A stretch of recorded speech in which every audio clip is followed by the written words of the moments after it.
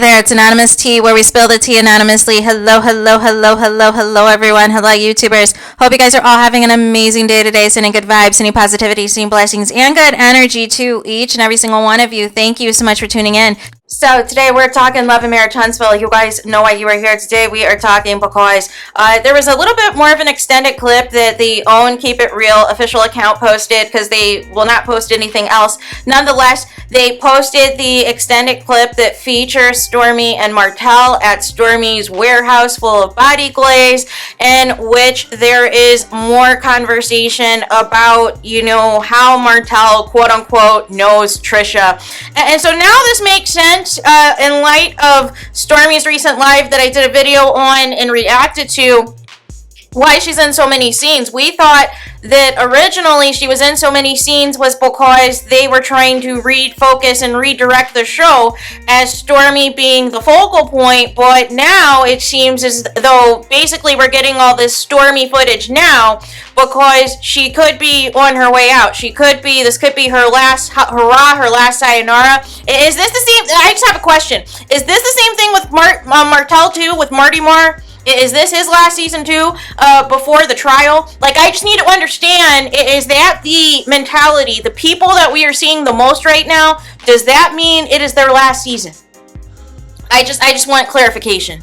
But nonetheless, you know, Martel is in this scene talking about him and TRICIA know each other a different way, and that she came to a house a couple of times, and then it shoots over to a confessional in which Martel, and I'm not sure if it was clipped by OWN on purpose, but he basically was saying in the confessional that his interactions with Trish was way before, and I don't know if they mean way before Mel or way before Ken. Not sure what that entanglement timeline is looking like, right? But it was just looking full of lies, if you tell me.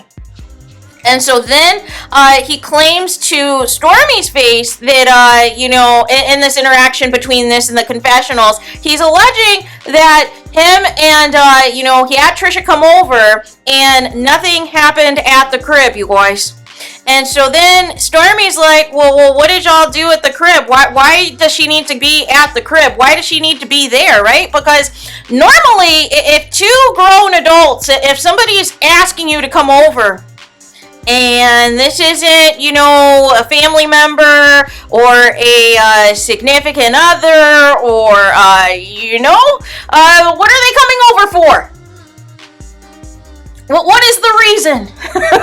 like we're all adults here, right? So nonetheless, he claims that to STORMI's face that she's on some cool bleep is what he says.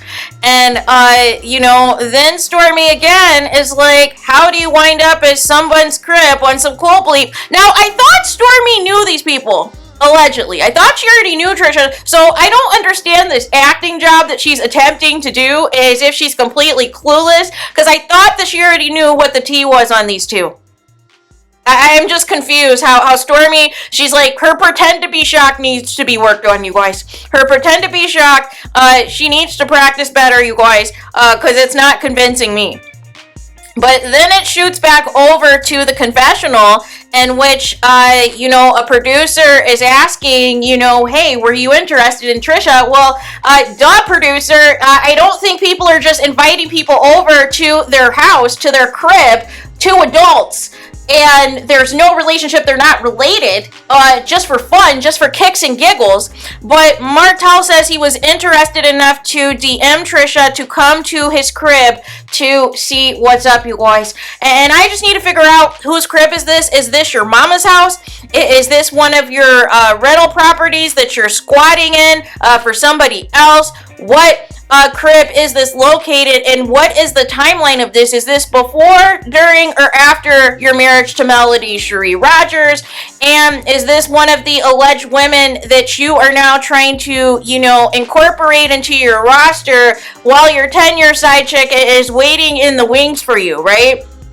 But again, I just think this is a waste of time. So overall, from the clips that we have talked about, that we have previewed for the episode that is going to come on in a few hours, there doesn't seem any sign of Mel tonight, right?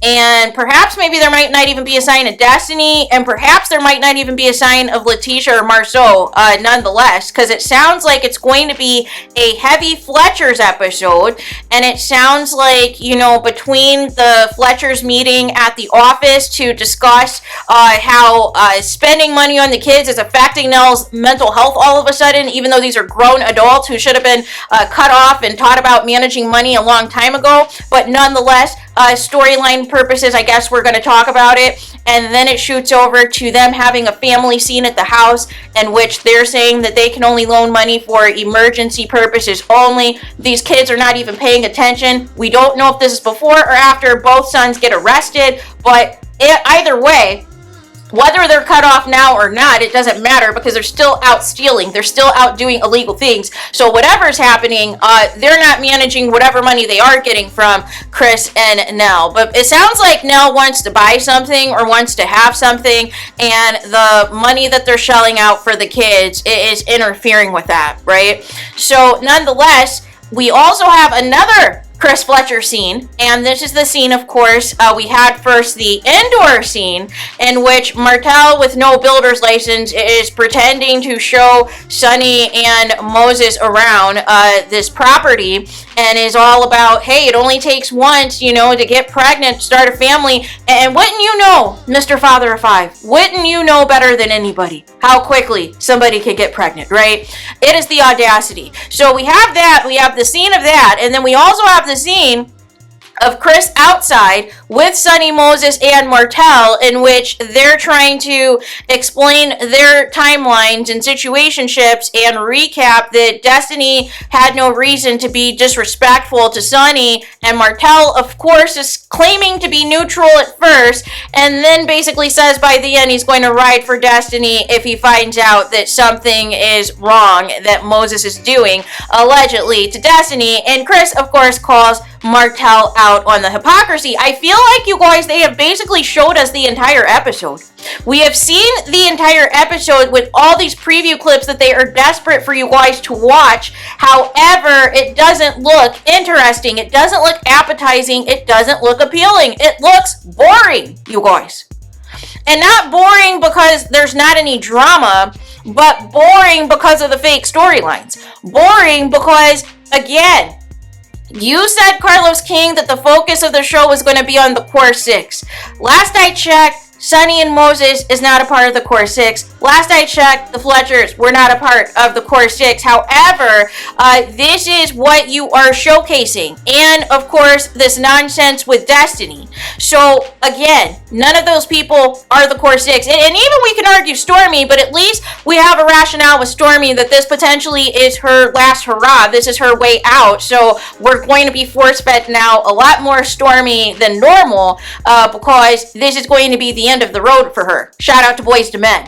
But as far as everybody else, it's giving the core six have nothing going on, and this is not going to. Oh, the one other clip I forgot. See, this is what I mean. Because the Scots 2.0 are barely on this season. I wonder why, right? They also are in the scene for the double date with Sonny and Moses, in which they say that they're looking to move to Huntsville and get a house in Huntsville and all of the things, you guys. But nonetheless, this episode isn't giving. It is not going to give what people think it's going to give. It is giving, they have nothing else to talk about. It is giving filler. It is giving disaster, you guys. Because, again, how much back and forth do we have to go about the Sonny, Moses, and Destiny timeline? It's exhausting. We don't have time to see Martel act as though he is this ladies' man that every single woman in Huntsville wants him. We don't have time of Stormy pretending to be shocked at everything when she knows exactly what is happening on before the cameras even start rolling. She basically spilled in her live that she already knows what the scenes are, that the scenes basically are manufactured. So, again, the acting job isn't acting. So, nonetheless, why are we tuning in? Why are you tuning in? Why aren't you blacking out, you guys? But, nonetheless, there is that. So, let me know your guys' thoughts in the comments. Please do not forget to like, comment, and subscribe. Hit the notification bell so you're notified the moment I post new content on my channel. And with that being said, I'll talk to you guys again very soon.